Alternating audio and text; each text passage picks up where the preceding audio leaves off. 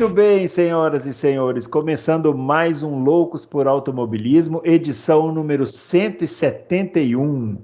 171, artigo 171 do Código Penal, muito usado aqui no Brasil, né? Mas isso é outro assunto, agora nós vamos falar de automobilismo, porque estamos na semana do GP de São Paulo, né? O GP aqui em Interlagos, os pilotos começaram a chegar, a Fórmula 1 super popular, tem gente recebendo um piloto no aeroporto, é uma situação que a gente não está muito acostumado a ver há muito tempo, né? E vamos comentar, claro, do GP do México, que aconteceu esse final de semana, com a vitória do Max Verstappen. Parece ter encaminhado o título, mas é aquela coisa, né? Esse campeonato é surpreendente, como o próprio sábado mostrou para a gente a classificação do GP do México.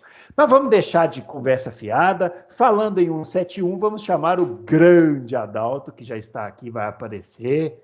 Está na expectativa que essa semana a netinha vai chegar, ele não se aguenta. Fez um investimento na casa, quebrou a casa inteira, fez outro quarto lá para a neta.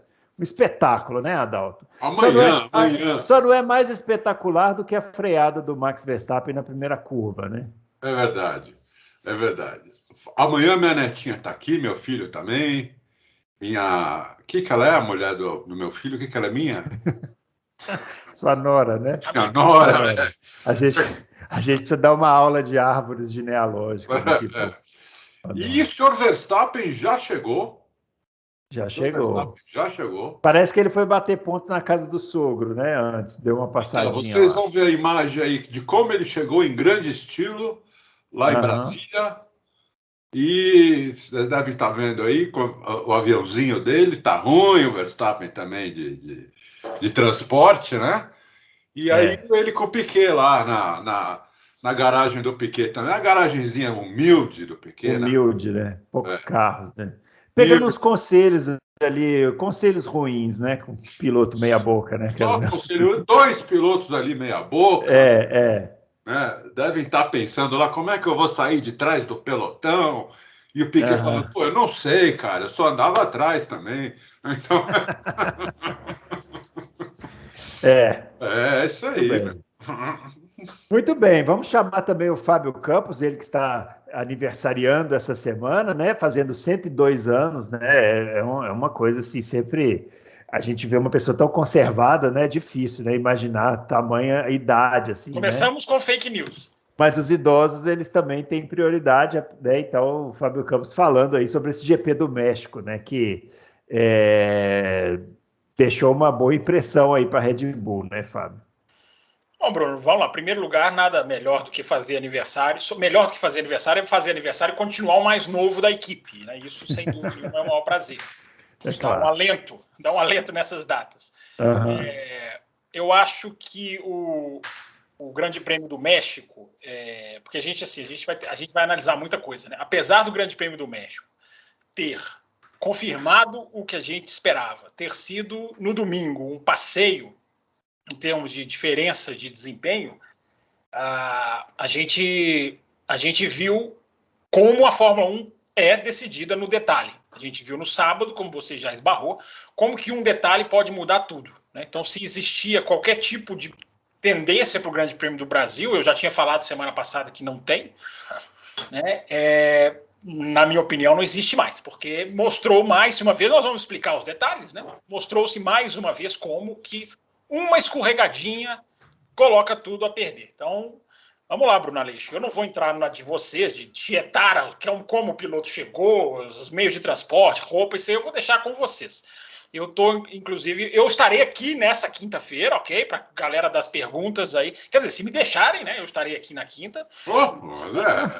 É uma honra. Isso, a honra é toda minha. E eu estou aqui numa condição meio improvisada, espero que vocês estejam ouvindo bem, porque hoje eu estou numa posição aqui totalmente improvisada, que tem de fita adesiva segurando aqui. Se tremer tudo, não é terremoto, é porque desabou tudo aqui em cima de mim. Mas eu estou aqui. Vamos lá, o importante é fazer o programa. E se estiver ouvindo, não precisa ver bem não, mas se estiver ouvindo bem já vale, né, Bruno? Eu vou aproveitar, inclusive, que você falou isso. Eu acabei de reparar que tem uma escada aqui atrás, ó, então ela vai fazer companhia aqui para a gente hoje, porque eu esqueci de tirar. Mas isso aí são coisas que a gente vai passando. Afinal de contas, como dizem os próprios confrades, né, aqui é um podcast raiz, né? Aqui ninguém fica produzindo nada. como você muito bem disse, para quem está fazendo 105 anos, até que o Fábio Campos está bem. Claro. Ela está bem, meu. Eu sempre começo o programa dando boas-vindas a quem gosta do bom jornalismo e da boa discussão. Vocês não vão botar isso a perder numa semana de Grande Prêmio do Brasil, com as pessoas empolgadas. Um Grande Prêmio do México sensacional, só que não, né? A corrida foi muito ruim, mas teve uma largada que merece discussões em câmera lenta, né? Replays, ângulos, imagens e tudo mais, né? Isso aí são comentários lisonjeiros, né? Mas realmente agora nós vamos começar a falar de Fórmula 1, que é o que importa, né? A idade do Fábio Campos ele guarda para ele, isso aí melhor. Não respeita ninguém. Bom, segredo. Bom, você está vendo já aqui os nossos twitters, né? O meu @BrunoAleixo80, o do Adalto @AdaltoRacing e o do Fábio @CampusFB. Não se esqueça de se inscrever no canal, não se esqueça de deixar o seu joinha, marcar lá o sininho para você receber as notificações. E não se esqueça de assistir a entrevista do Luciano Burti, que a gente fez com todo carinho. Tá precisando de ter mais gente assistindo, porque deu um puta trabalho aqui. Não, o pau que deu todos os paus do mundo. Para entrar no YouTube, para avisar o pessoal, para tudo. Deu pau em tudo. Mas, falando sério, é uma entrevista atemporal, né? A gente falou de muitas coisas de Fórmula 1 do passado, vale a pena, porque tá muito legal. O Luciano Burti colaborou bastante aqui com a gente. Foi mesmo. Contou curiosidades da época da Ferrari. Você que gosta de uma curiosidade, tem coisas lá bacanas, Rubinho, Schumacher e tal. Assiste lá que você vai gostar. E vamos começar a falar desse Grande Prêmio do México, né? Que aconteceu lá no Autódromo Hermanos Rodrigues. E eu acho que a gente tem que começar falando do sábado. Porque a gente falou que, olha, eu acho que a Red Bull vai fazer a pole e tal, e de repente vai a Mercedes lá e crava o primeiro e segundo lugares com Bottas e o Hamilton, né? E mesmo o Pérez tendo aquele problema lá, que se embolou lá com o Tsunoda, os dois acabaram atrapalhando o Verstappen, eu acho que a Red Bull não ia fazer o primeiro tempo, né? E eu até escrevi isso no Twitter, eu falei, eu acho que a gente não pode descartar a Mercedes tão cedo assim, né? Porque eles conseguem, de repente, ser surpreendentes, né, Adalto? Qual a explicação para o que aconteceu no sábado? Não, a explicação até... Eu falei com o Dude, foi sábado de manhã ou domingo de manhã, não lembro agora, né? Eles fizeram um acerto, né? Eu até falei isso num dos meus vídeos. Hoje em dia, por causa do parque fechado, que não é mais como antigamente, que o carro era um para classificação e outro para corrida. Até o motor eles mudavam, né? Na década de 80, até o motor. Era outro carro totalmente, né? Porque um carro para uma volta de tanque vazio, o acerto é um. Um carro que vai largar na corrida com pneu mais duro, tanque cheio, o carro é outro. Então, quando acabou isso e fizeram o parque fechado, eles passaram a fazer um acerto híbrido, né? Um acerto que não prejudique nem muito a classificação, nem muito a corrida, mas não é o acerto ideal para nenhuma das duas coisas. Eles fizeram um acerto mais para a classificação da Mercedes, porque eles falaram, se o Verstappen fizer a primeira curva na frente, acabou a corrida. Só se ele bater, se quebrar, houver uma bandeira. Até acontecer alguma coisa extraordinária para ele não ganhar a corrida, porque ele vai ser 3, 4, às vezes até meio segundo mais rápido por volta. Então, não tem. Então, a estratégia deles foi essa. Eles tentarem fazer a primeira fila,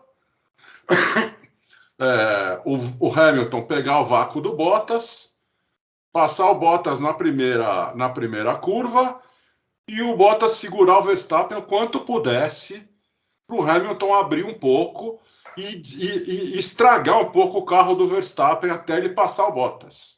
Né? Porque ali 2, 3 voltas você atrás de um cara já estraga um pneu, já estraga tudo. O problema da refrigeração, tudo, já vai tudo para o saco. Freio, tudo. Né? Então a estratégia era essa. Mas aí o que aconteceu? Nós estamos falando da classificação, né? Por que a Mercedes não conseguiu?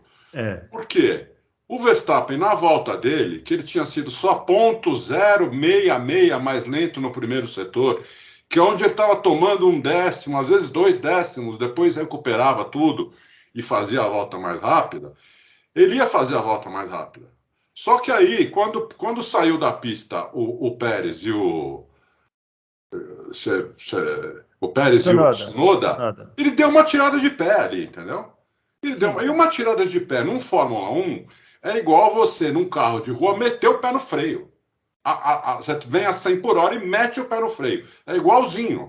A tirada de pé que ele deu matou ele. Ele perdeu ali sei lá quanto. Não dá para a gente imaginar, para a gente ter certeza, mas ele perdeu ali 3, 4, talvez até meio segundo naquela tirada de pé. Entendeu? Então, eu acho que foi aquilo que matou o Verstappen. Não, o Pérez, eu não sei que tempo ele ia fazer, né? Mas eu acho que na classificação foi isso que aconteceu. Com tudo que a Mercedes fez, né? Que ela fez um carro muito mais voltado para a classificação do que para a corrida, mesmo conseguiram fazer, né? Por causa disso, e aí ferrou. Aí ferrou porque ferrou a Red Bull na classificação por causa desse problema daí. Senão acho que o Verstappen faria a pole. E aí, Fábio, classificação do sábado. Eu não fiquei com essa impressão, não, viu? Só eu achei que o Verstappen não ia fazer o melhor tempo, não. Mas já que você está falando, eu vou. 0,066 ele tomou no primeiro setor. Ele estava tomando mais de 1 décimo, Bruno. Nas outras voltas. Pode ser que você tenha razão, eu não tenho essa percepção, não. Mas vai lá, Fábio. Nós nunca vamos saber, né? Porque ele não completando a volta, tinha que ver o último setor dele, era muito forte. Mas assim, nós nunca vamos saber, né? Ele vinha.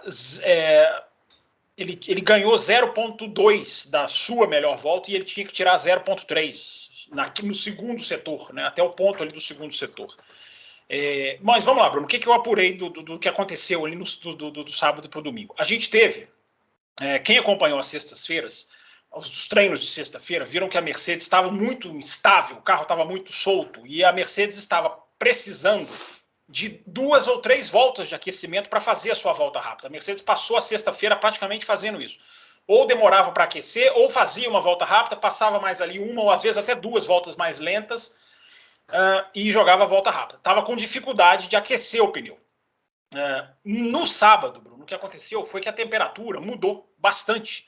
Né? A temperatura estava 11 graus, a temperatura ficou 11 graus mais quente do FP3 para o qualifying. Né? Isso para a Fórmula 1 é um mundo diferente. 6, 7 graus mais quente do que a sexta-feira FP2, que é no mesmo horário. Então, eu acho que a temperatura ela favoreceu a Mercedes, porque a Mercedes parou de precisar de várias voltas. Você vê que o carro no qualifying estava muito mais, digamos, ajustado. E teve uma declaração do Toto Wolff falando com a Sky Sport depois da classificação, e ele falou uma coisa muito interessante. Ele falou: nós tentamos convencer o Bottas de mudar o acerto e ele não quis. E eu fiquei até pensando, curioso, né? A equipe brigando pelo título mundial, precisando do cara, o cara já está demitido, e a equipe tentando, ele usou a expressão, né? Tentando convencer, e o Bottas, ao que o Toto Wolff disse, bancou essa mudança de temperatura. O Hamilton não, o Hamilton até brincou, né? Talvez eu tenha que me reunir menos com os engenheiros, porque quanto mais eu reúno, mais eu pior. Ele falou isso brincando, mas numa alusão à não evolução do FP3 para o Qualify. O Totó elogiou o Bottas por ele não ter mudado o acerto. Exatamente. Então o Bottas resistiu à mudança, e eu acho que essa foi a questão, Bruno, porque, né, a gente fica assim, eu sou muito, eu busco ser muito cuidadoso para não falar uma coisa que fica muito no achismo, né? Quando, inclusive, teve um momento durante a prova, né, quando a gente analisou aqui o Grande Prêmio de Austin, no Texas, né, me lembro que a gente citou aqui, né, aquela questão das 2, 3 voltas pós-parada, como elas são decisivas para a Fórmula 1 de hoje, né? Se você poupar o seu pneu nas primeiras 2, 3 voltas, você tem um stint vivo. Se você queimar o seu pneu ali, você tem um stint morto. Né? E eu me lembro, antes de falar isso aqui no Loucos passado, eu pensei, será que isso não é detalhista demais? Mas aí veio um rádio do engenheiro para o Max Verstappen nessa corrida, que eu falei, cara, que sensacional, que bom, me senti bem em ouvir esse rádio. Porque o Max, tem um rádio do engenheiro para o Max que ele fala: Max, atenção ao segundo stint de Austin. ele lembra o Max, pouquinho antes ou um pouquinho depois, não me lembro exatamente da hora que foi o rádio, um pouquinho antes ou um pouquinho depois da parada, e ele fala, Max, atenção ao segundo stint de Austin. Na hora que ele falou isso, eu pensei, cara, então é isso mesmo, porque a gente falou que o segundo stint de Austin do Max foi encurtado, porque ele queimou pneu no começo. O último stint não, é aquele que ele consegue preservar e consegue segurar o Hamilton. Então, assim, esse nível de detalhes, eu estou falando tudo isso para dizer que esse nível de detalhes, ele é real, ele está decidindo as coisas, ele está decidindo o campeonato. Então, eu acho que esses 11 graus, repito, do FP3, que é 2 horas antes do qualifying, eles fizeram toda a diferença. A Red Bull teve um problema, digamos assim, de foco, se é que eu posso usar essa palavra, porque faltavam 10, 15 minutos para o qualifying começar. A televisão inglesa mostrou, os carros da Red Bull estavam sem a asa traseira. Não é que eles estavam sem asa de asa flat, não. Eles estavam sem a peça nos carros. Porque a asa teve um problema diferente de Austin, mas teve um problema e os caras tiveram que reforçar a asa, porque é uma asa que não estava preparada para essa carga do México, é uma asa de Mônaco. Enfim, então somando tudo isso e mais a questão do Tsunoda, que o Christian Horner impiedosamente, quando perguntado disse, nós fomos tsunodados nesse qualifying, gerou muita repercussão, depois ele até meio que baixou a bola. Eu acho que todos esses 3 fatores, temperatura, a Mercedes ali, nos últimos minutos de qualifying, até meio... A Mercedes não, desculpa, a Red Bull até tensa dessa asa, vai ou não vai, reforçaram o encaixe da asa, enfim, mudaram algumas coisinhas ali. E mais essa questão, eu acho, Bruno, que foi isso que pesou. Mas o saldo bobeou, meu amigo, você não consegue converter a pista que te favorece. Se o México, já para terminar, se o México, que era o favas contadas, deu uma Mercedes na primeira fila, é porque se você errar um acerto, se você pega um vento, se você pega um sol, se o asfalto não casa, como na Turquia, meu amigo, não existe favorito, não existe como prever, porque é o campeonato mundial dos detalhes. Eu não concordo muito com o Fábio, não. Eu acho que a Red Bull ela era muito favorita, ela mostrou isso na corrida depois. O Verstappen, em um momento da corrida, quando ele já tinha umas 15 voltas no pneu, ele não tinha a melhor volta, ele falou, ele foi lá e meteu 1 segundo nos caras, só para fazer a melhor volta. Tava sobrando, e realmente não fez a pole, porque teve que tirar o pé ali. E você na câmera on-board ouve ele tirando o pé. Isso sim, ele tira o pé. Ele tira o pé porque ele, inclusive, ele perdeu a pole em 2019 porque ele não tirou o pé numa bandeira amarela. Exatamente. Eu faço isso por conhecimento de causa. Agora, ele não dá para garantir que ele faria a pole, porque a primeira volta da Mercedes destruiu a Red Bull. A primeira volta da Mercedes foi muito mais rápida que das duas Red Bull. Então isso pesou.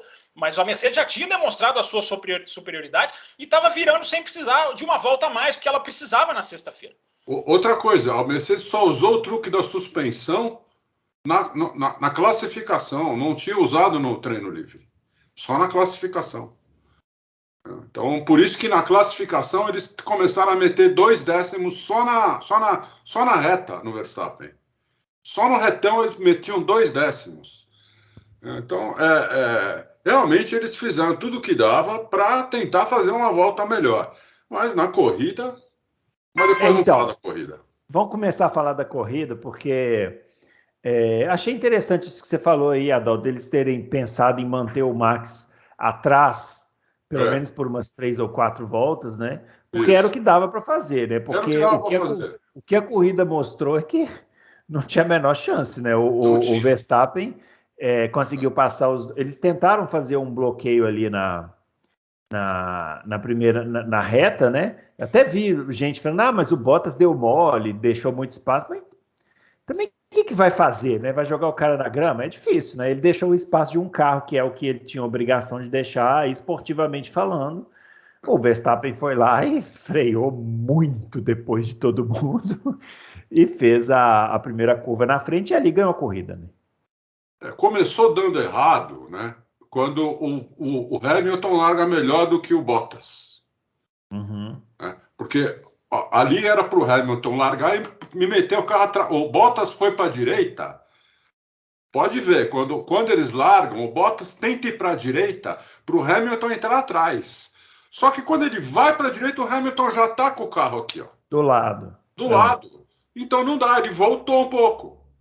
Então, entendeu? Então, se o Hamilton, se o Bottas tivesse largado melhor, daria para o Hamilton pôr o carro atrás dele e talvez desse certo a estratégia deles, que era o Hamilton fazer a primeira curva na frente, o Bottas em segundo, porque eles tinham mais reta que o Verstappen, entendeu?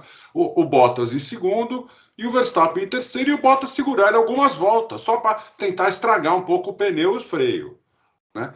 Mas aí não deu certo, porque o Hamilton largou melhor, então aí quem pegou o vácuo não foi o Hamilton, foi o Verstappen, né? O Verstappen foi frear lá no Deus me livre, lá no Deus me livre, e o Bottas, que ele não tem obrigação nenhuma, não dividiu a curva com o Verstappen, porque o Bottas estava numa posição que, se fosse ele que estivesse disputando o título, o Verstappen não faria aquela curva por fora. Ele não faria. Porque não sei se vocês repararam como o Verstappen, o Bottas freia bem antes. Então, é isso que eu ia te perguntar. Você não achou que o Bottas freou muito cedo demais também, não? Não, freou muito isso cedo. Acabou, inclusive, eu vou falar mais, hein? Eu acho que o Bottas foi acertado pelo Ricardo porque ele freou muito cedo ele contornou muito lento aquela curva ali. Foi, então, ele freou muito cedo para o Hamilton conseguir fazer na frente dele. Só que ele não se ligou que quem ia fazer na frente não era o Hamilton, era o Verstappen por fora, então. Entendeu?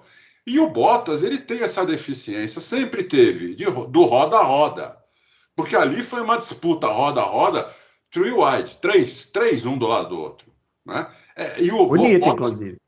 E o Bottas ensanduichado. Qual é uma das grandes deficiências do Bottas? Exatamente essa. É a disputa roda a roda, né? O Bottas não é bom de disputa da roda a roda. Ou ele perde ou ele bate. Entendeu? Então, mas ele é um piloto rápido pra caramba. Eu acho o Bottas muito melhor do que a grande maioria aí. Né? A torcida acha o Bottas um lixo. Eu não acho. Eu acho o Bottas um ótimo piloto. Só que ele tem algumas... Ele não é campeão por causa de algumas coisas. Uma delas é essa. O roda a roda dele é fraco. Entendeu? Porque se não fosse fraco, ele ia frear lá, ele ia deixar para frear depois. O Verstappen não ia ter pista para fazer por fora, entendeu? Era capaz os dois saírem da pista, não bater, mas sair da pista, né? Ter que fazer aquele outro contorno lá por fora do cone, né? E o Hamilton, mas não, ele freou antes que ele quis dar espaço para o Hamilton, e aí o Verstappen, espetacular, freou no Deus me livre, fez a curva, e aí acabou a corrida aí, né? Acabou a corrida não, mas acabou a disputa pela vitória aí, porque aí foi só, né? Impressionante. E aí, Fábio? Bruno, eu acho que a análise da largada é isso aí. A estratégia da Mercedes era essa mesmo, né? Botar o Bottas no lado de dentro para o Hamilton pegar o vácuo e fazer o contorno na linha da pista, né? Eu acho que tem que considerar nisso aí, gente, a sujeira do asfalto, né? O asfalto estava muito sujo, o asfalto não foi usado para nada. O autódromo virou hospital na pandemia. Na sexta-feira, a nuvem que subiu de poeira era enorme ali fora do traçado. Depois, claro, melhorou ao longo do final de semana. Mas era uma área muito suja, né? Então, frear ali é compreensível.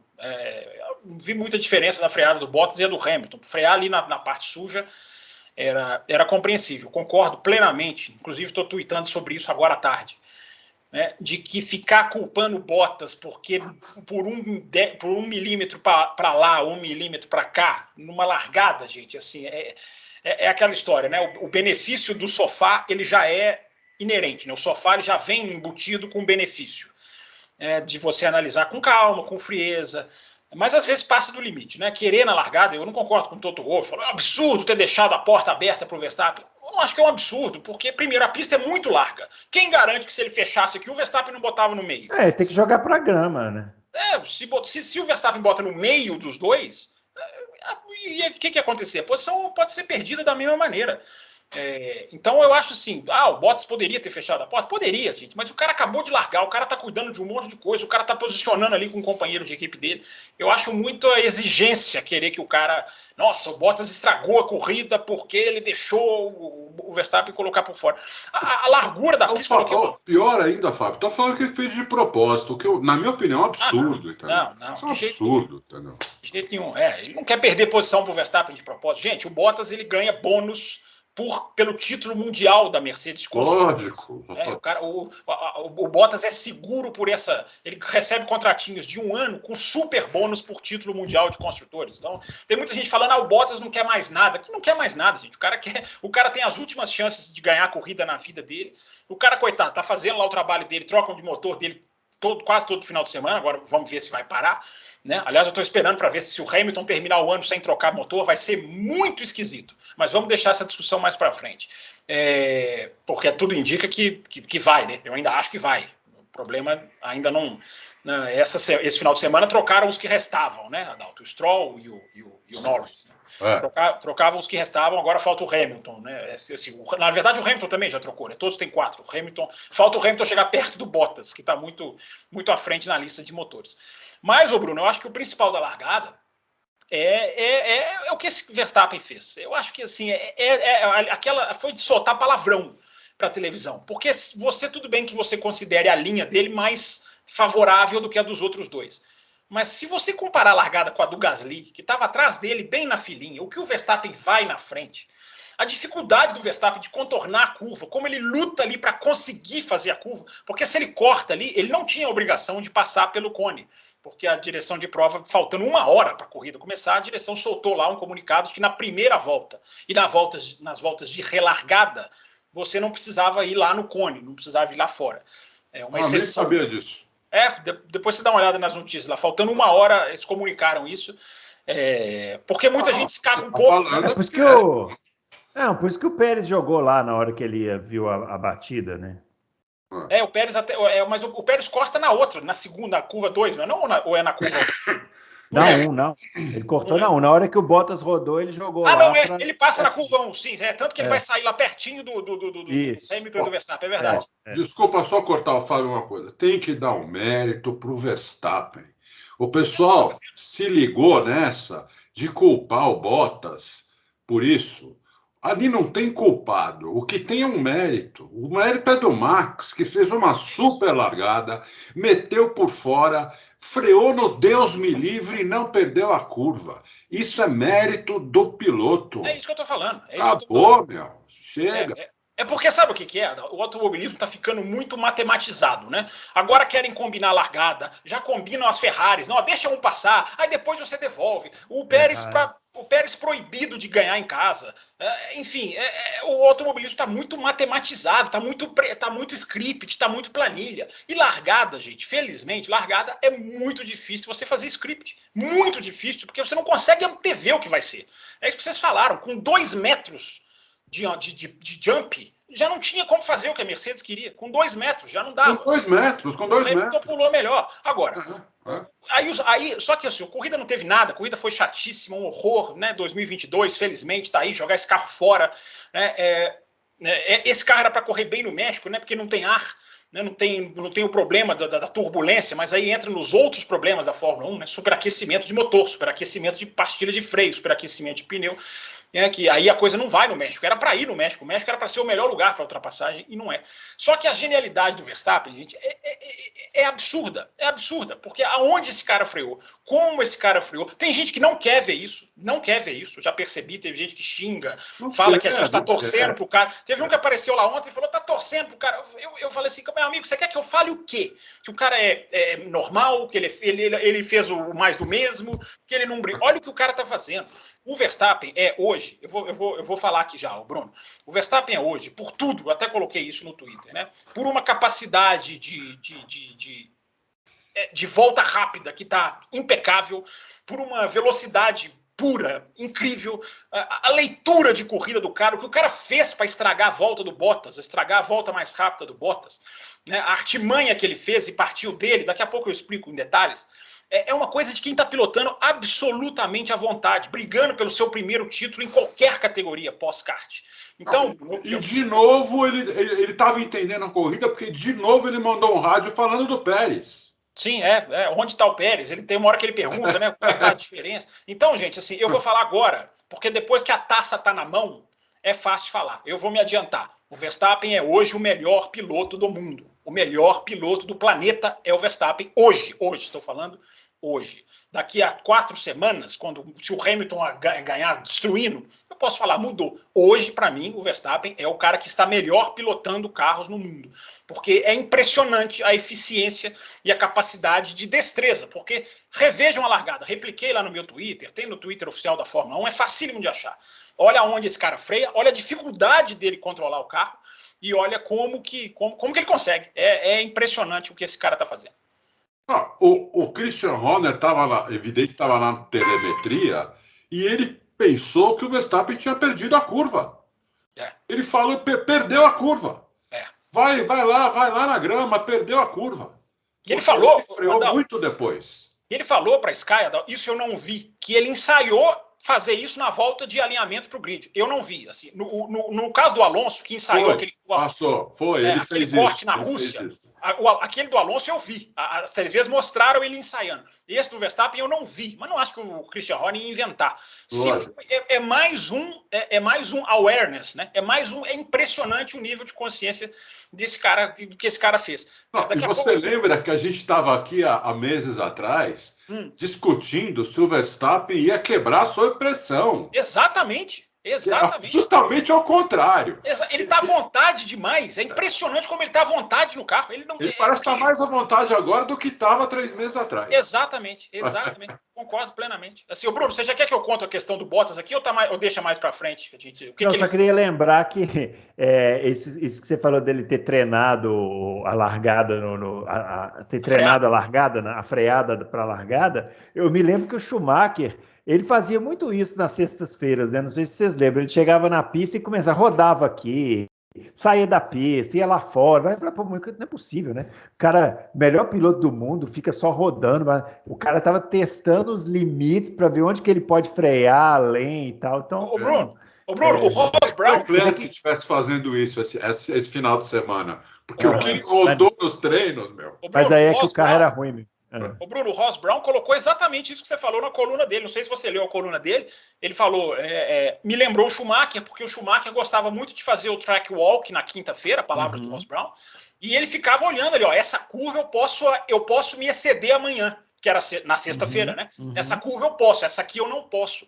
E o Ross Brown lembrou dessa característica, porque diz o Ross Brown, estava lá no México, acho que ele estava lá no México, não vi ele esse final de semana, mas enfim, devia estar lá. Jean Todt estava lá, enfim. Ele disse que o Verstappen ficou estudando o vácuo com a equipe, revendo as largadas. Porque rever as largadas do México é muito legal, né? Porque todas são impressionantes. Joga o Vettel, quase jogou o Hamilton para fora, o outro passa, as outras 2 Ferraris começam na frente.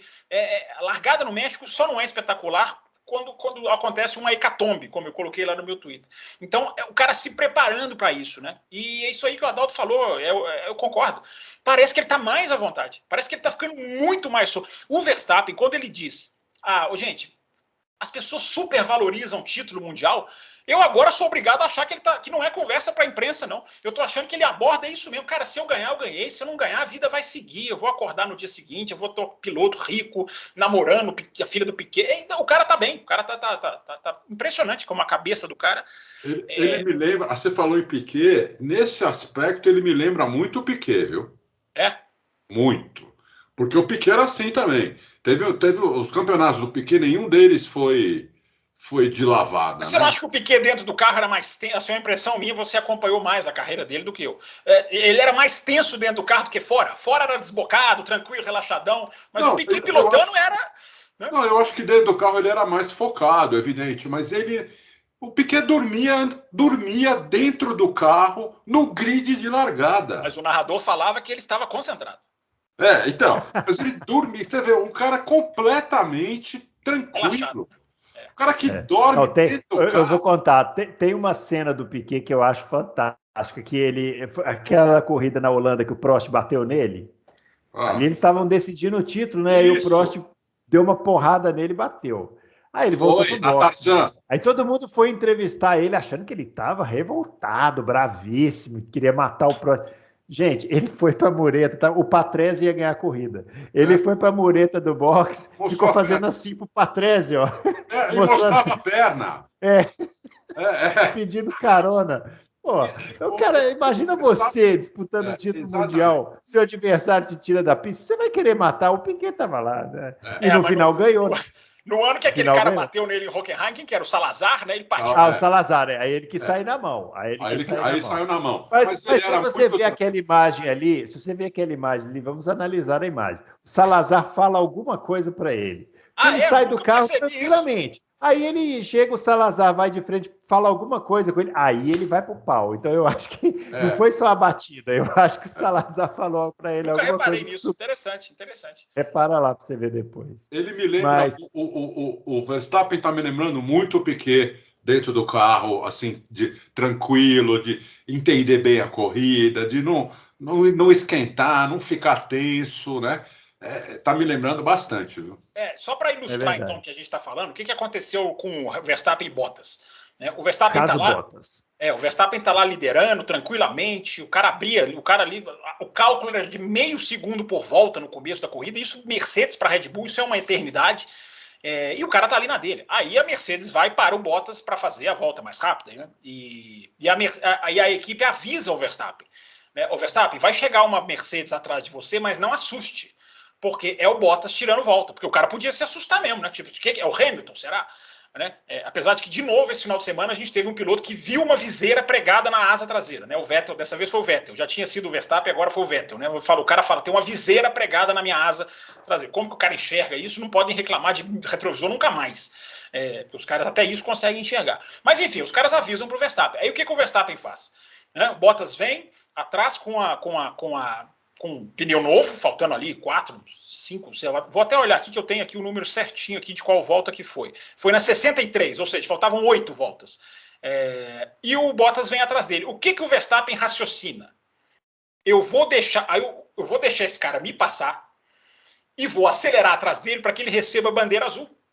E aí ele não possa fazer a volta mais rápida dele. Aí o Verstappen faz uma volta quase 4 segundos mais lenta. Isso está lá, pode olhar os tempos de volta. Ele faz uma volta quase 4 segundos. Assusta o Lambiase, que é o engenheiro dele, que ele fala assim, Verstappen, o que está acontecendo? E o Verstappen, que está pegando, né? Da cabeça dele. Aí ele deixa o Bottas passar e acelera. Aí o Bottas toma a bandeira azul e não consegue não consegue fazer a volta mais rápida. Aí o que a Mercedes faz? Chama o Bottas, tira o Bottas de novo.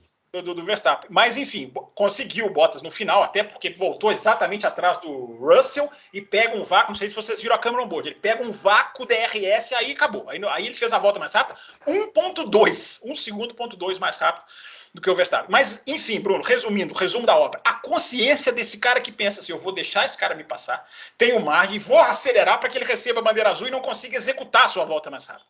É impressionante, Bruno. O Verstappen ele tá levando para um outro nível, pelo menos para mim, outro nível de tranquilidade de pilotagem que eu não me lembro de ninguém. Tudo bem, a gente não tinha tanto rádio com Senna, com Schumacher, não era aberto como é hoje. Mas é impressionante como esse cara lê a corrida com uma tranquilidade e o que ele fez em Austin, né? De ditar a estratégia do seu companheiro de equipe, que é algo que eu também nunca vi. Ele é um cara muito inteligente e ele tem uma autoconfiança incrível, né? Isso ajuda muito. Aí ele tem um carro que ele sabe que se ele guiar bem, ele tem tudo para ganhar. Você soma tudo isso, você tem um piloto espetacular, entendeu? Um cara muito difícil de ser batido mesmo. E ele vai vir com esse mesmo... Vai vir, não, já está aqui, né? Vocês já viram aí? Ele já está aqui no Brasil e ele vai vir agora para Interlagos com esse mesmo espírito. Então não vai ser fácil para a Mercedes também. Agora, eu posso falar outra coisa? Quando a gente acabar Verstappen e Hamilton, eu tenho uma outra coisa para falar, Bruno, aí me dá o toque. Não, o que você quer falar? Não entendi o assunto. É um outro assunto sem ser Hamilton e Verstappen. Não, eu queria puxar, então vamos ver se é o mesmo. É porque a gente está falando aqui do Verstappen e tal, da corrida que ele fez. Aí vamos lá, a outra Red Bull, Sérgio Pérez, chegou em terceiro, muita festa lá no México, né? O pessoal ficou muito feliz, o Pérez ficou feliz, a família do Pérez ficou feliz e tal. Mas aí eu pergunto, o Pérez não tinha que ter ultrapassado o Hamilton? Vocês não ficaram com essa sensação assim de, pô, o cara tem o melhor carro da pista, será que não? Porque assim, ele chegou perto, mas não pressionou. Não dá para dizer que ele chegou a pressionar o Hamilton. Ele não seria o meu piloto do dia. Ele ganhou o Driver of the Day, não seria o Não, o piloto do dia é o Verstappen. Eu acho, e ninguém falou, entendeu? Que a Red Bull fez uma péssima estratégia com o Pérez. O Pérez era para ser segundo colocado sem precisar passar o Hamilton. O Pérez ficou a menos de 3 segundos do Hamilton. Eu perdi a conta. Eu comecei a contar as voltas, uma hora eu perdi a conta. Entendeu? No começo. Muitas voltas. É porque não tinha janela para trás, Adalto. O tráfego que ele ia pegar impediu dele fazer a parada. Com o carro que ele tinha, de jeito nenhum teria parado o Pérez muito antes para ele fazer o undercut em cima do Hamilton. Quem estava atrás deles era ele podia perder a posição para o Gasly, que é da mesma, né? Que é da mesma organização. O Gasly não ia. Primeiro que o Gasly não tinha carro para segurar a Red Bull. O Gasly, outro que fez uma puta corrida, que ninguém falou também. Esqueceram do Gasly na transmissão. Tá aqui na nossa pauta. Aqui, nas duas transmissões, na brasileira e na inglesa. Ninguém falava do Gasly. Horrível. E ninguém falou desse negócio da estratégia também do Tcheco. Para mim, um absurdo, entendeu? Que eles tinham que ter feito o undercut no Hamilton depois que trocaram o pneu. Mas antes de trocar o pneu, né? Pelo menos umas 2 voltas antes, porque o Hamilton foi além. Né? O Hamilton foi além do que a Pirelli falou que era para ir.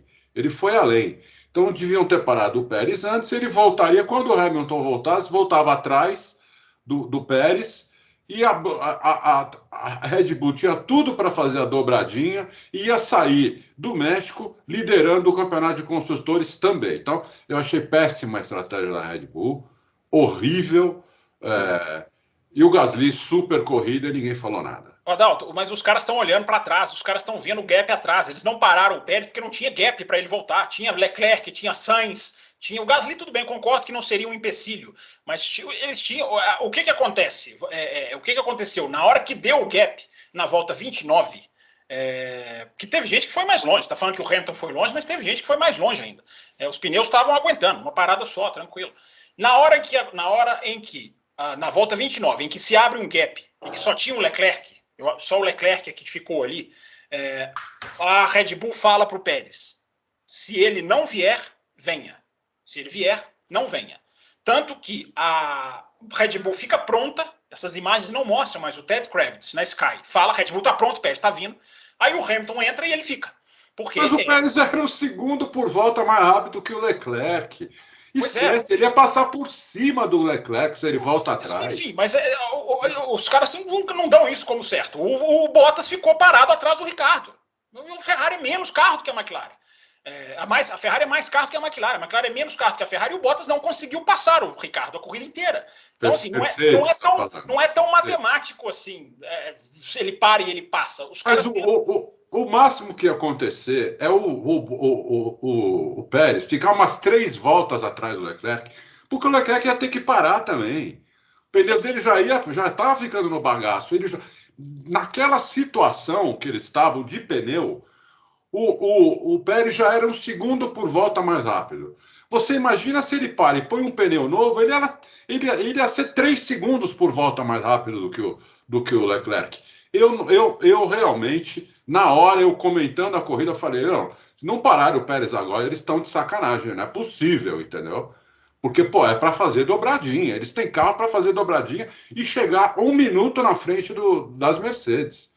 Mas os caras iam parar. 10 voltas deu para ver isso. Entendeu? Os caras iam parar, igual eu tô te falando. A Red Bull chegou a ficar pronta. Aí ela inverteu, porque se o Hamilton parou antes, aí é aquele negócio que a gente falou de Austin. Agora você estica. Porque se você não vai ganhar a posição, você tenta fazer o que aconteceu no final. Né? A Fórmula 1 está apostando muito nisso. Undercut, cara, você foi coberto, estica o seu stint e vai pegar o cara no final. Já teve corrida que deu certo. Na Espanha deu certo para o Hamilton, na França deu certo para o Verstappen. Tem corrida que não dá certo. O Hamilton chegou no Verstappen em Austin não passou. O Pérez agora, concordo com o Bruno, podia ter passado o Hamilton, faltou algo, né? Porque é aquilo que eu falei do Vettel na Hungria, gente. O cara não é piloto para ficar seguindo o outro de perto. O objetivo da coisa é passar. Mas ia ser muito difícil o Pérez passar o Hamilton na pista. Mas não chegou nem a brigar, o Adalto. Mas porque vocês viram quando ele abriu asa, ele com asa aberta não chegava no Hamilton. Porque a Mercedes baixava a traseira e era um míssil na reta. Era o único lugar que eles eram melhor que a Red Bull, era na reta. E era o único lugar que o Pérez que ele abriu passar. Mas os lugares que ele abriu asa, ele não estava longe. Mas vamos lá, o cara tem... É uma corrida de uma parada só. A equipe vira e fala, se ele entrar, você não entra. E aí o Hamilton entrou. Então a única opção que eu vejo era estica, protege o pneu e tenta vir atrás. Tanto que ele estica bastante. O Pérez para na volta 40 e o Hamilton parou na 29. Ele esticou 11 voltas. Né? Quem parou por causa do Hamilton, curioso, foi o Verstappen, né? Porque o Hamilton começa a botar 2 segundos por volta, o Leclerc parou rápido mesmo, o Hamilton começa a botar 2 segundos por volta, a equipe chama o Verstappen. Opa, peraí, não vamos arriscar. Na tranquilidade, sem estar ameaçado, sem desespero, ela chama e para o Verstappen. O Pérez não. Como o Pérez estava nessa estratégia alternativa, o Pérez vai 11 voltas a mais. Mas a questão do gap foi o que a equipe falou. E eu entendo, porque o Pérez ele tinha mais pneu do que o Hamilton. O Hamilton acabou com os pneus muito mais rápido. A Red Bull ficou ali preservando o pneu muito mais do que a Mercedes. Mas, enfim, eu acho que ele deveria ter passado o Hamilton no final, e nisso eu concordo com o Bruno. Ele poderia ter atacado mais, talvez, né? Para ser mais... Agora, o maior foi da Red Bull, mas tudo bem. Levantou a torcida, né? Isso é legal no México, né? Isso aí no México é maravilhoso, né? A festa que fizeram foi que ele foi campeão mundial ali.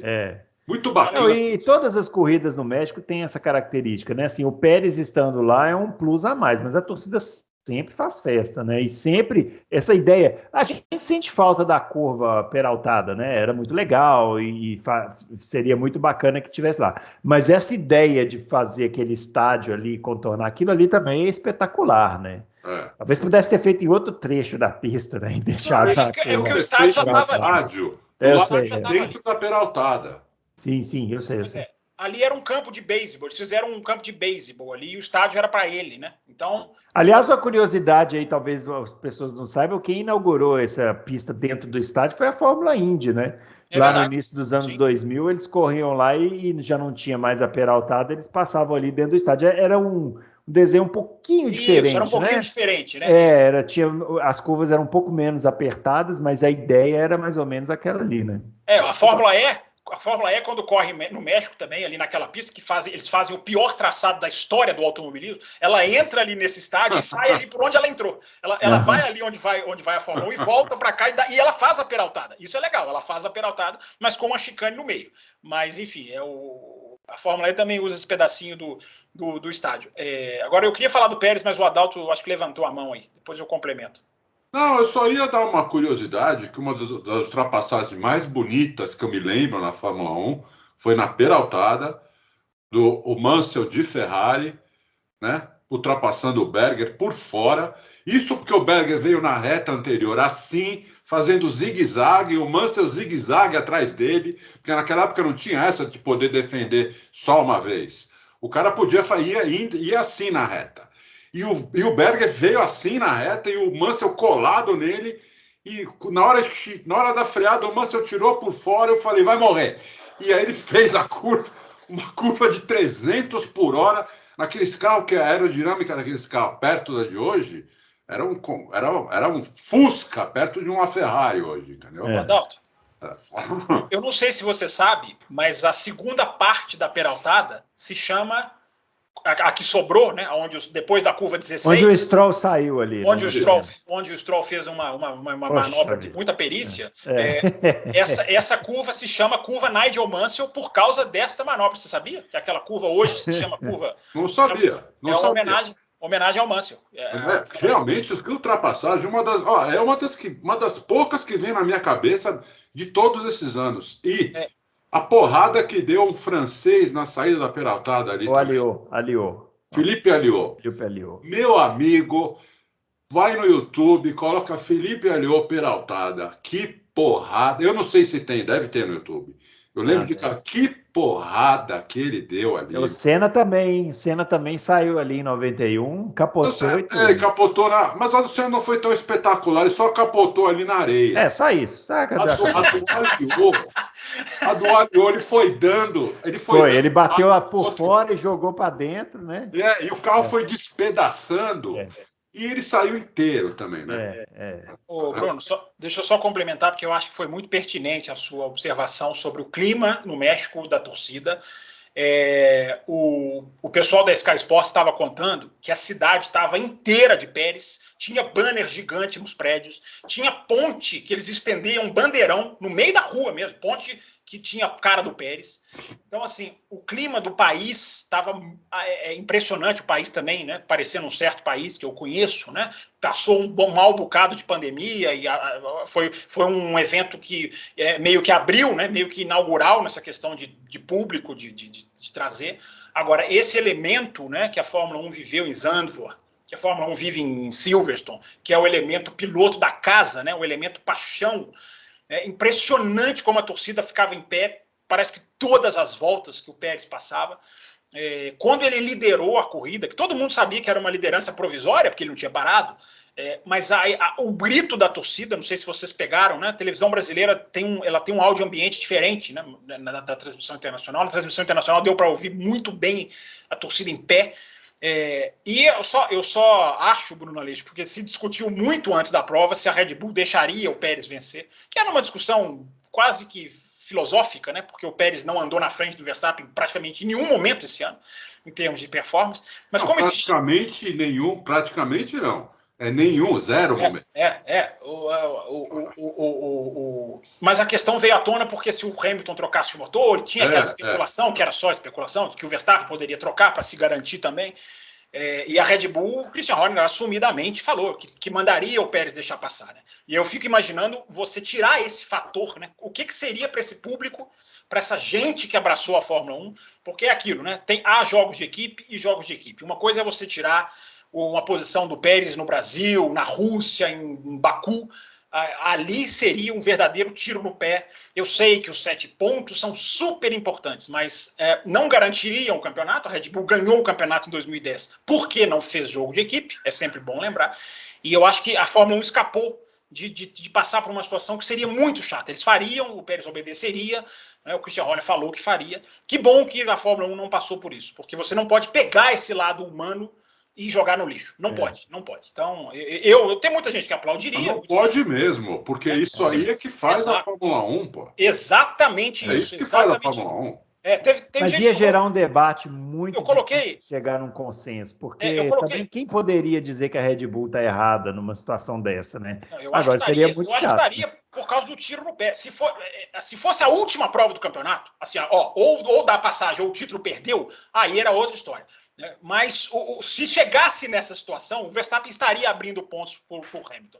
Eu acho assim, Bruno, existe um limite. Eu entendo maximizar resultado, mas eu acho que tem um limite. Tirar toda essa paixão que arrastou o público do México para a pista e a empolgação desses caras. É impressionante como significava para eles ver o piloto deles na principal categoria do mundo. Isso não é normal para eles. Para nós já foi, não é mais, mas para nós é muito mais normal do que para eles. É tipo o pioneiro, o Ricardo Rodrigues, Pedro Rodrigues, ninguém lembra. Só o Bruno, 68, 60 não sei quanto. Então, enfim, só fazer essa reflexão, Bruno, porque eu tenho certeza que se fizessem, muita gente defenderia e o debate existiria, como você falou. Eu acho que seria um grande... Mas eu acho assim que mesmo se o Verstappen tivesse largado em último, eu acho que ele passava por cima. A Red Bull ia falar assim, olha, não vou dar ordem não, Verstappen, tudo bem. Ele ia lá e passava por cima do Pérez, ia ganhar a corrida, porque o Pérez não tem ritmo para dar com o Verstappen. Eu estava pensando isso, né? Apesar de que o Pérez melhorou demais, hein? Melhorou muito. O Pérez acertou. Eu acho assim, a gente estava certo aqui no Loucos. Porque a gente falou assim, olha, o Pérez ele não vai chegar perto do Verstappen, mas ele vai ser melhor do que foi o Gasly e do que foi o outro lá, o Albon, né? E isso, de fato, está acontecendo. Eu não vejo agora, né? Agora, mas eu não vejo o Albon nem o Gasly na época que eles correram, né? Evoluindo assim, né? Pressionando o Hamilton, por exemplo. Exatamente. Como o Pérez pressionou. O Pérez pressiona, agora não tem ritmo para chegar nem perto do Verstappen. O Verstappen realmente está em outra categoria E eu acho que a Red Bull não precisava nem... O Christian Horner podia ter se poupado de falar isso. Ele podia ter falado assim, não, nós nunca vamos mandar passar, porque ele sabia que não ia ter possibilidade. E você sabe o que o Verstappen fez, né? O Verstappen, ele mudou a tocada dele, né? De 2019 para cá, de uma maneira assim espetacular, né? Ele viu que o carro realmente é difícil de entrada de curva. Ele não pode frear lá dentro. Inclusive, ele fez essa primeira curva, eu não esperava isso, porque ele não guia assim. O Verstappen freia antes dos outros. Ele freia antes da Mercedes, ele freia antes do Pérez. No final de reta. É que assim, né? A primeira curva... A primeira curva ali, ele também comprometeu, né? Porque ele estava fazendo a ultrapassagem, né? E aí depois teve o safety car, né? Então, talvez o Hamilton emparelhasse com ele para outra, mas aí teve o safety car, ficou tudo bem, né? Mas era uma decisão de corrida. Ele freia antes, ele já faz o apex da curva acelerando. Então ele aproveita muito todas as retas depois das curvas, entendeu? O que ele perde na freada... E não arrisca a perder o carro, a rodar, ele ganha na reta seguinte, porque ele sai acelerando muito antes dos outros, porque ele freia um pouco antes também. Realmente ele é muito inteligente, ele pegou a mão de fazer isso nesse carro, entendeu? Porque não é fácil fazer isso. Vai contra o instinto do piloto você frear antes, né? O cara quer frear lá dentro. Se possível, ele não quer nem frear, ele quer fazer a curva sem frear, entendeu? Então isso vai contra o instinto do piloto. Mas ele faz isso e é impressionante como dá certo, como ele não toma susto, né? Você fica 10, 15 voltas na Cameron Board dele, ele não toma susto, rapaz. Ele mal corrige o carro. É impressionante como ele está tranquilo, né? Bruno, só para terminar sobre o Pérez, né? Eu me lembro de um comentário que eu fiz aqui no Loucos no ano passado, quando ele foi contratado. Aliás, é bom lembrar, né? Esse cara quase ficou sem emprego na Fórmula 1, né? Esse cara, por muito pouco, não tinha vaga, verdade. Não tinha lugar. E ninguém tava horrorizado, ninguém tava achando. Não, a gente tava. A gente tava. Aqui no Loucos houve essa.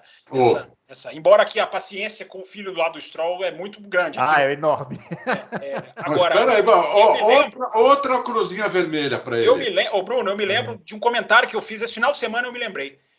Que quando o Pérez foi anunciado, a gente discutia aqui, né? A questão da classificação, a questão do ele não é tão rápido, o Verstappen, a questão de como ele abordaria esse segundo cockpit. Eu me lembro de dizer. Ele tem um estofo na carreira, ele já tem ele já cumpriu no automobilismo algo que tira dele a ânsia que o Gasly e o Albon tiveram. Porque ele pode muito bem falar, eu estou tomando tempo desse cara, mas eu vou ter tranquilidade de me achar. Né? E ele parece que ele fez isso mesmo. Ele não se desesperou, soube chegar ao ponto em que ele separou do acerto do Verstappen e agora está puxando um pouco mais para ele. Agora, que piloto? E eu digo o seguinte, 2022... Palavras do Christian Horner, a gente já falou aqui várias vezes, o carro de 2022 não é tão extremo. Palavras do Christian Horner. E isso para o Pérez vai cair como uma luva, hein? Eu não estou falando que ele vai ganhar do Verstappen, porque o talento vai ser talento sempre. E o Verstappen está em outro nível. Mas olha que o Pérez pode ser força em 2022. Pode ser. Vocês estão reparando, né, confrades, que a gente está quase chegando a 1 hora de programa, mas estão falando só de Red Bull e Mercedes. Por quê? Porque não aconteceu praticamente mais nada na corrida, né? Foi uma corrida bem ruim, né? O Adalto citou aí o Gasly, eu acho que vale o destaque, né? Porque ele realmente fez uma corrida espetacular e um ano, né? O ano do Gasly é sensacional. Deixa o Fábio falar primeiro. Finalmente! O Adalto já falou um pouquinho do Gasly. Deixa o Fábio falar um pouquinho do Gasly agora, depois o Adalto fala mais. Foi bem. Só isso.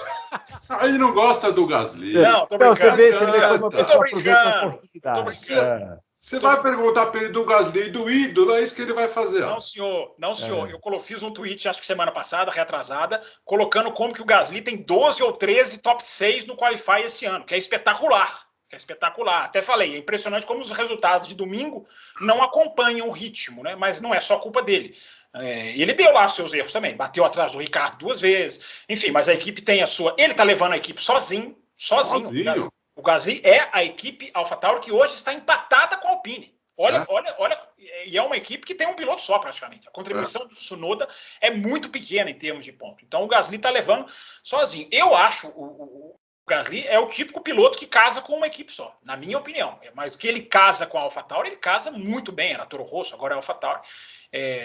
Agora, eu não acho que foi espetacular, porque ele não deu espetáculo. Ele ficou sozinho naquele... É engraçado que os quartos lugares estão sendo ocultos e bonitos e brilhantes, né? O Leclerc no quarto na Itália, vocês têm aqui no programa passado, o Leclerc no quarto em Austin, o cara ali, quarto lugar, que é uma posição altíssima, mas ninguém nota, ninguém vê, porque todo mundo fica para trás e todo mundo fica para frente, e os outros três ficam para frente. Então os caras ficaram anônimos na corrida, mas não tinham anônimos. A Ferrari fez de tudo para chegar no Gasly, mandou o Leclerc e o Sainz trocarem 2 vezes de posição. Isso. A Ferrari me decepcionou até nesse final de semana em termos de performance, não de resultado, né?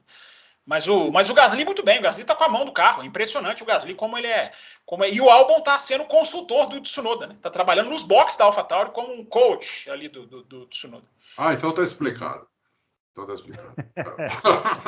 Mas se está explicado, mas é o seguinte, o Albon tem que ir embora, né? O ano que vem é piloto da Williams, né? É verdade. Já que você falou da Ferrari, falando em Ferrari, falando em ordem de equipe, né? A Ferrari foi lá e mandou os pilotos trocarem de posição, né? Eu não entendi, porque eu achei que eles estavam longe do Gasly. Eu falei, olha a Ferrari, gente, pra quê, né? Mas todo mundo faz isso. Trocaram lá, né? Não, mas aí, Bruno, aí eu entendi isso daí. Por quê? Era o seguinte, o Leclerc não se achou na pista desde os treinos livres, né? Foi o cara que mais saiu da pista de todos. Eu achei que ele estivesse dando uma de Schumacher, como você falou. Ele tá testando os limites. Aí na classificação ele foi mais rápido que o Santos. Falei, eu sabia, não sei o que, vai detonar na corrida. Na corrida também estava mal, errando pra caramba. E o Sainz atrás dele. E o Sainz falou, o cara tá errando tudo, né? Para me manter atrás. Pode ser que eu chegue no Gasly. Aí a Ferrari mandou trocar, só que aí o Sainz não chegou no Gasly, mandou destrocar. Eu acho que isso não tem tanto problema, assim. Não vejo tanto problema nisso. Porque mandou destrocar. Então chegaram na posição original deles, que era o Leclerc na frente do Sainz, entendeu? A Ferrari, com essa corrida, ela superou a McLaren, né? No Mundial de Construtores. Botou muito ponto, né? Botou muito ponto agora. 13 pontos. 13 pontos, né? Botou muito ponto. Porque a McLaren também marcou um só, né? Com o Norris, né? Marcou um ponto. Com o Norris, Eu acho, Bruno, assim, eu concordo. Eu acho isso desnecessário. Assim, eu seria muito mais favorável se a equipe virasse e falasse assim, Sainz, ele tá mais lento? Briga com ele. Com respeito, sem jogar o outro para fora, né? Eu acho que Sainz e Leclerc são 2 pilotos que você pode muito bem confiar, né, no braço dos caras, são caras responsáveis. Então, gente, nós estamos aqui, só não se tirem da corrida e pronto. Enfim, eu preferia isso. Agora, as equipes fazem isso, né? Não, vai você. Aí se você... Vocês já repararam que isso nunca dá certo? Nunca dá certo. Isso nunca dá certo. É impressionante. Nunca dá. Eu nunca dá. Deixa ele passar para ele principalmente porque depois tem memória ruim.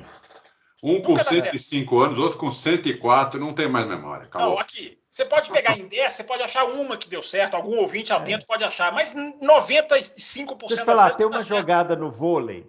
A gente sempre compara aqui com o futebol, vamos pegar uma jogada do vôlei também. Tem uma jogada no vôlei que me irrita muito, que é assim, chega no finalzinho do set, tá precisando marcar ponto, aí o cara vai lá, tira o levantador e coloca um altão para tentar bloquear. Me fala uma vez que isso deu certo. Uma vez que isso deu certo. Não existe. É igual esse negócio das equipes de Fórmula 1. Se for Moscovite, dá certo, hein? Não, nunca dá certo, nunca deu certo. Eu quero, ouvinte especialista em vôlei, me apresente uma vez que tirar o levantador para botar um grandão lá para bloquear, que deu certo. Eu volto aqui e cala minha boca. O engraçado é que o cara sai na hora, né? Ele nem toca na bola, ele entra, aí ele não consegue e vai embora. Vai embora, nunca dá certo. Essa da Fórmula 1 também nunca dá certo. Teve uma do Hamilton com Bottas, acho, na Hungria, 2017, também não deu certo, nunca dá certo. Teve uma do Huckenberg com o Ricardo na Renault, todo mundo fazia e nunca dá certo. Por que não deixa os caras brigar, gente? Eu tava vendo a corrida, aí eu vi que eles iam trocar. Falei, peraí, deixa eu ver a diferença aqui. Eles estavam muito longe do eu acho que eram 6 segundos, né?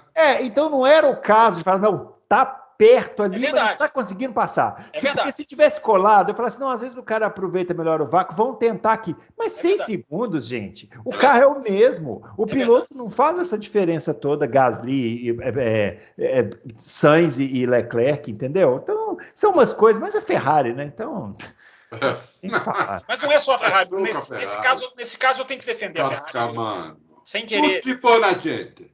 Sem querer defender a Ferrari, todas fazem isso, Bruno. Isso que eu estou falando. Isso é uma coisa sistêmica da Fórmula 1. É uma coisa, infelizmente, está tudo muito matemático. Vamos ensaiar a largada, agora vamos ensaiar a troca, vamos ensaiar o vácuo. Nossa, o que foi de vácuo nesse final de semana? Botaram o Tsunoda no Q3 com pneu vermelho, aliás, esquecemos de falar isso no caso da Red Bull, né? Ela não deu certo no Q3 porque era o pneu vermelho, né? Os outros pneus diferentes. Agora, colocaram o Tsunoda no Q3 e o Norris no Q3 só para dar vácuo para os seus companheiros, ou seja, está tudo muito matematizado, entendeu? Eu entendo otimizar, mas tem um limite, né? Tem um limite, não precisa matar a corrida do outro. É porque às vezes parece que tem umas estratégias que são só pela estratégia. Sabe, assim, estratégia tem que ter um funcionamento. Tem que ser, por exemplo, quando o Hamilton lá na Espanha eu vou parar, vou trocar pneu, vou chegar de novo, vou passar. Isso é uma estratégia funcional, assim, que pode dar resultado ou não, mas é funcional. Agora, tem umas estratégias que parece que é só pela estratégia, sabe? Assim, parece aqueles filmes, o Adalto que é um cinéfilo, sabe? Tem filme que o diretor faz umas câmeras, assim, que não tem nada a ver, mas só para ele mostrar, ó, tô aqui, eu sou o diretorzão. Não é assim? Tem sim. Hoje a gente está muito comparativo. Você sabe, até às vezes o diretor que está fazendo isso, você sabe, pô, só podia ser esse cara mesmo. Chatice. Deixa a coisa correr. Eu tenho uma pergunta para vocês. Opa, vamos embora. A McLaren deu uma piorada feia nas últimas 2 corridas, né?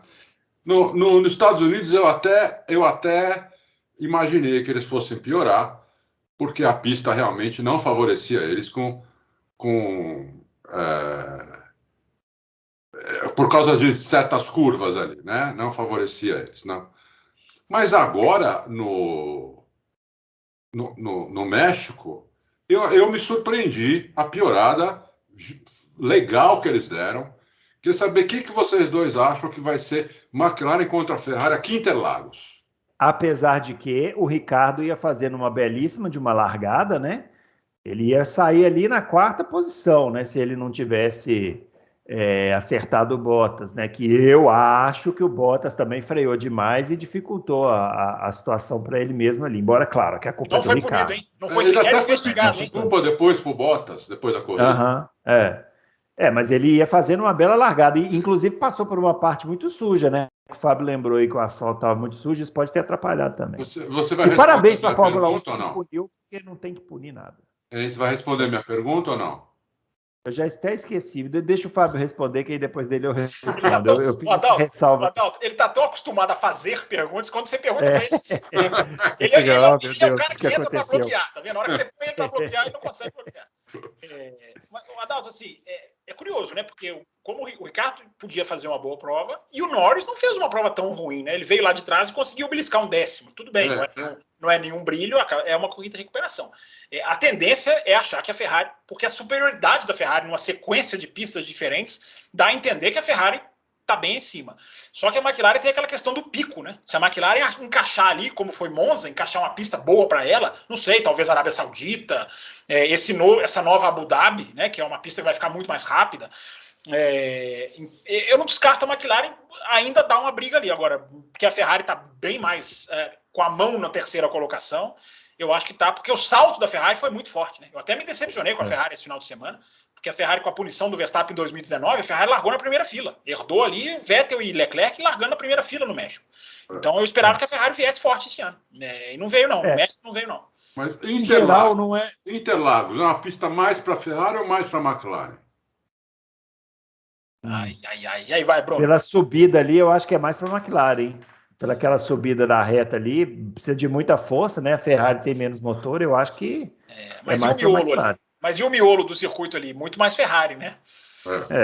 Eu vou mais com a Ferrari. Eu acho que pode ser. Mas eu não. É igual a briga pelo título mundial, gente. Eu não vou arriscar mais nada. Inclusive, o Mundial de Construtores está reaberto, né? Que a Mercedes estava com tudo na mão, agora está um ponto só na frente. Um ponto é igual. Daí empatou. Impressionante a virada. Mas isso reflete também o Bottas, né? Assim, com toda a queda de desempenho e as trocas de motor, né? Que ele vem sofrendo aí, né? Basicamente, ele não tem conseguido marcar ponto para a equipe, né? Então, por isso que o Pérez colou, né? Acho que o Pérez já está em quarto no campeonato e já está perto do Bottas, ou não? Já, Não 20, tô acho com que a 20 classificação pontos. aqui. Ô, Então, Bruno, Ferrari ou McLaren aqui em Interlagos? eu acho McLaren. Eu acho Ferrari. E você, Ferrari. Adão? Muito bem. Eu acho McFerrari. Ó, Mas que isso é beleza, de um muro. de É um de um muro, muro. né?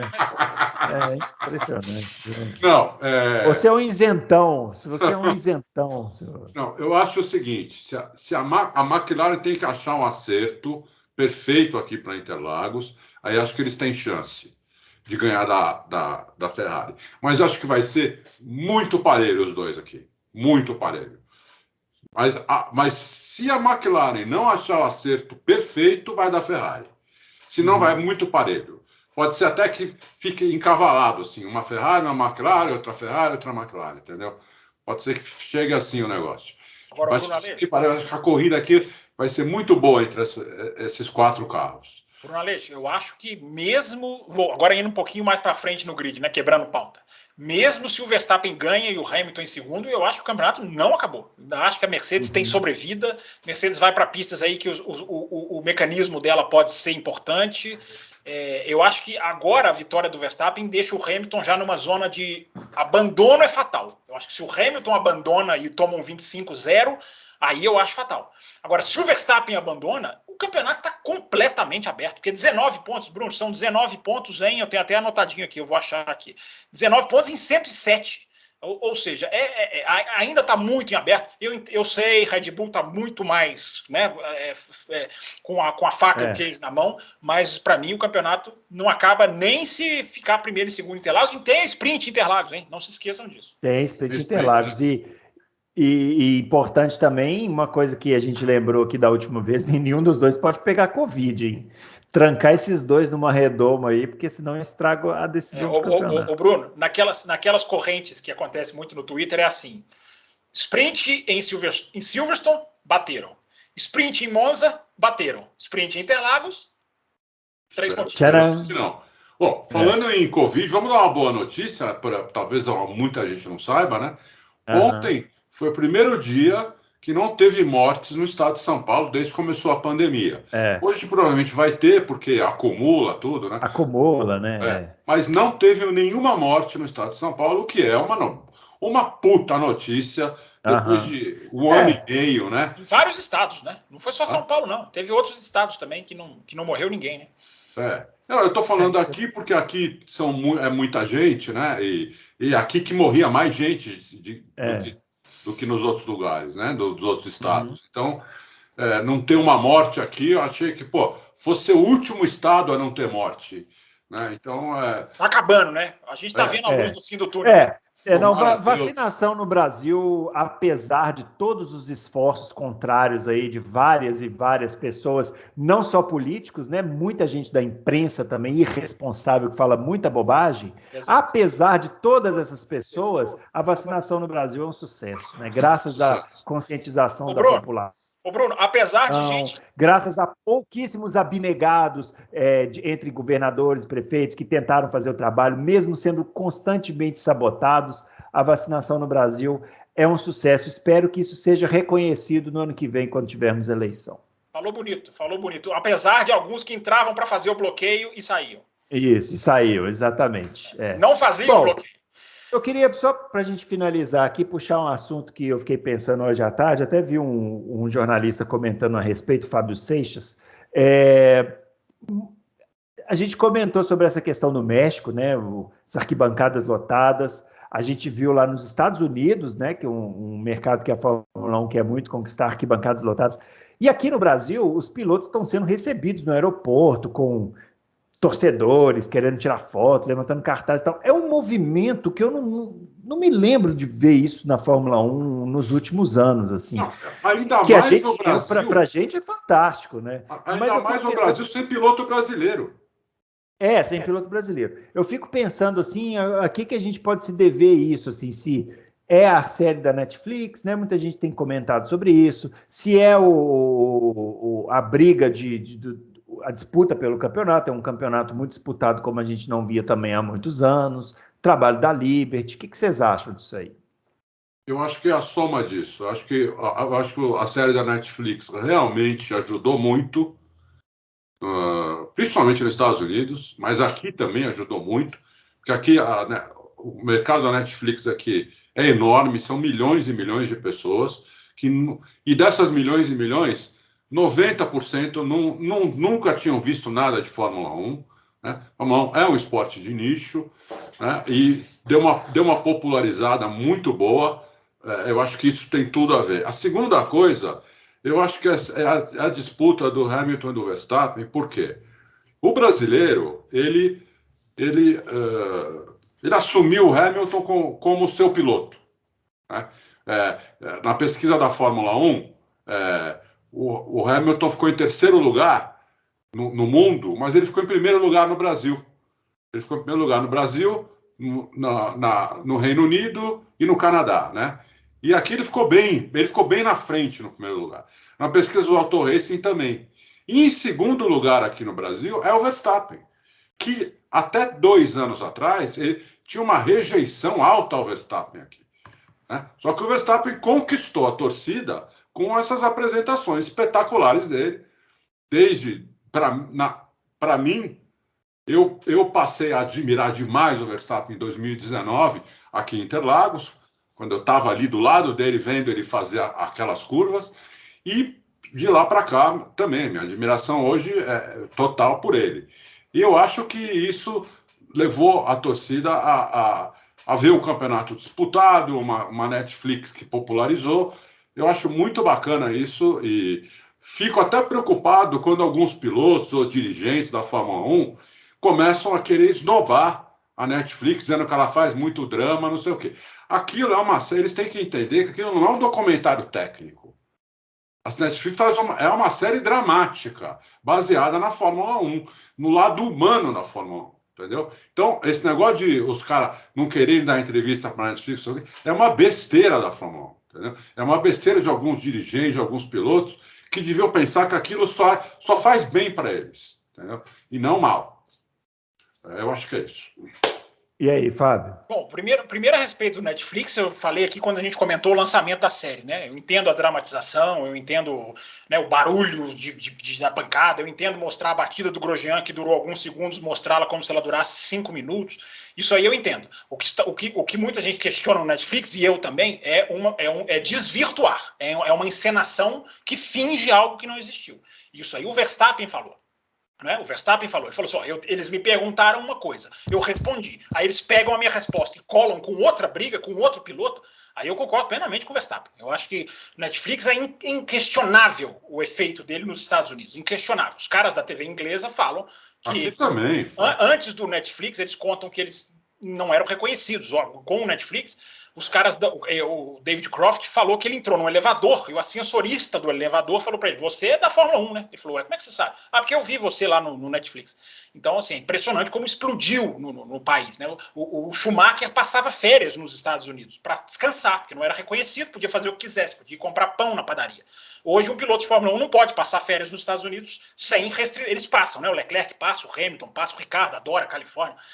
Mas eles não têm mais aquilo de não ser reconhecidos. Os caras são reconhecidos. Então, o efeito do Netflix é uma coisa. O modus operandi, aquilo de pegar o Christian Horner, seja bem-vindo à Red Bull, Pérez, como se tivesse contratado o Pérez na frente do repórter.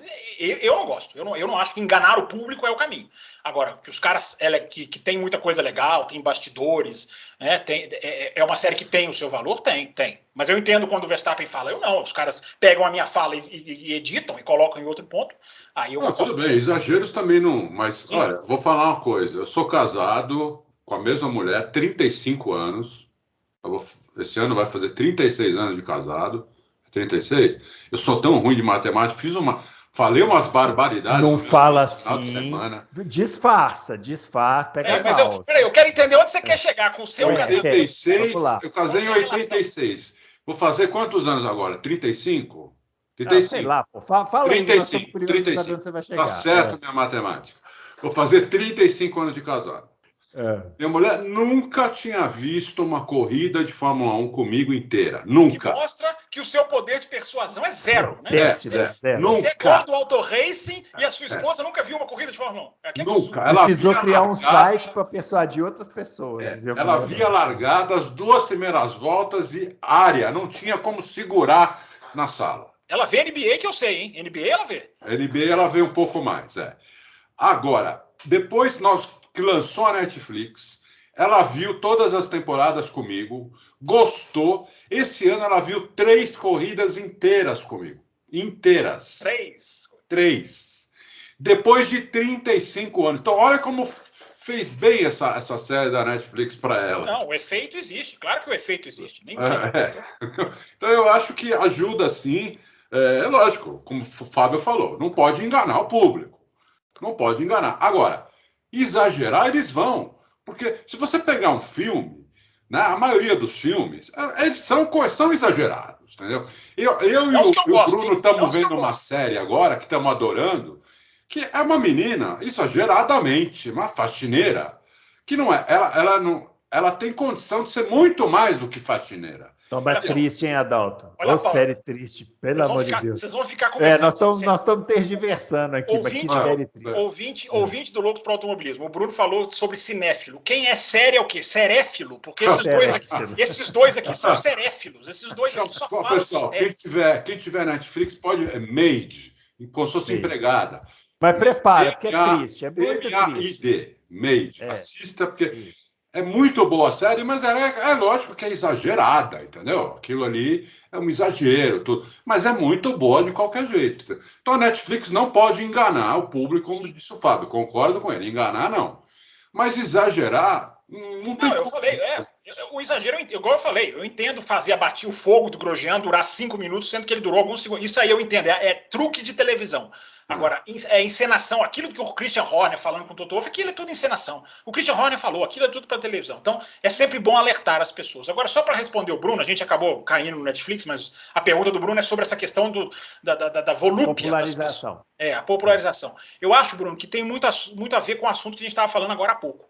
Nós estamos saindo de uma pandemia, há uma explosão assim, de abertura das pessoas quererem conviver, das pessoas quererem sair, das pessoas quererem ver, né, tocar, porque a gente ficou, né, quem é responsável ficou dentro de casa muito tempo, né, e a gente não sabia quando a Fórmula 1... Os países que perderam a Fórmula 1 voltaram com uma volúpia muito maior do que os que não perderam.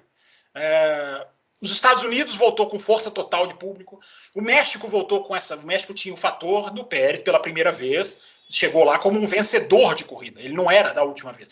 Esse final de semana eu lembrei muito de Interlagos de 99 para 2000. Foram 2 anos que eu fui. 99, público legal, bacana.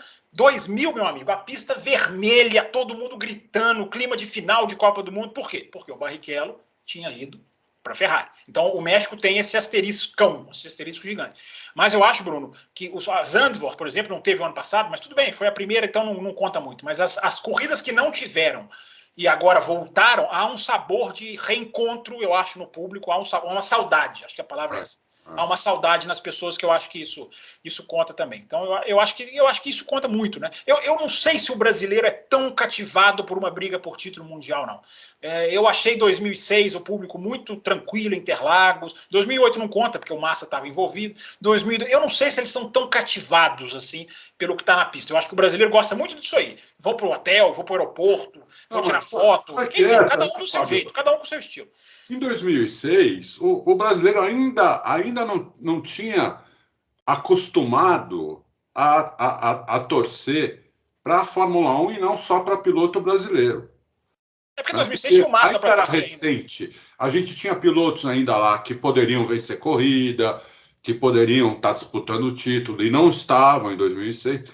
Mas hoje, a gente já tem um gap aí sem brasileiro já faz uns anos. Muitos anos. Já faz muitos anos, entendeu?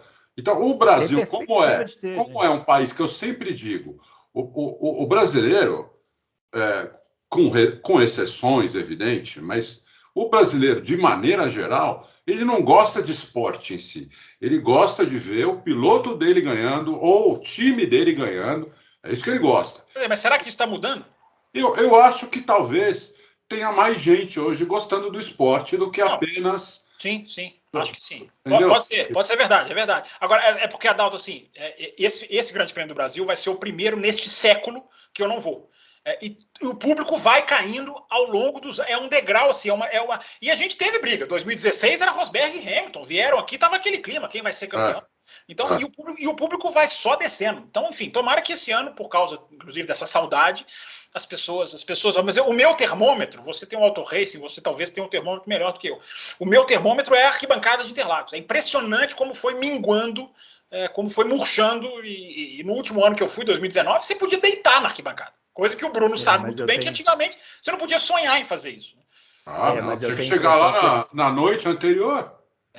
Mas eu tenho a impressão que esse fim de semana vai estar mais cheio, hein? Vamos ver, tomara, vamos ver. Bom, é isso, pessoal.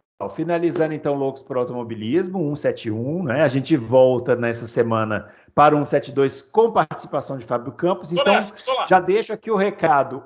Caprichem nas suas perguntas, capciosas, maldosas. Deixem o Fábio Campos em maus lençóis. Esse é o meu recado. Né? E preparem-se para o Grande Prêmio do Brasil, quem for, né? A gente fez um podcast na semana passada em que a gente deu algumas dicas, o nosso editor vai fazer uma ediçãozinha, um cortezinho, nós vamos soltar para você relembrar e rememorar, e para quem for aí para Interlagos poder pegar algumas dicas preciosas aí para se guiar ali naquele templo maravilhoso da velocidade, né? E é isso, pessoal. Então, fiquem ligados, a gente volta na próxima quinta-feira, dia 11 de novembro, para gravar o Loucos para o Automobilismo. Mande a sua pergunta. E é isso. Um grande abraço para todo mundo e até lá.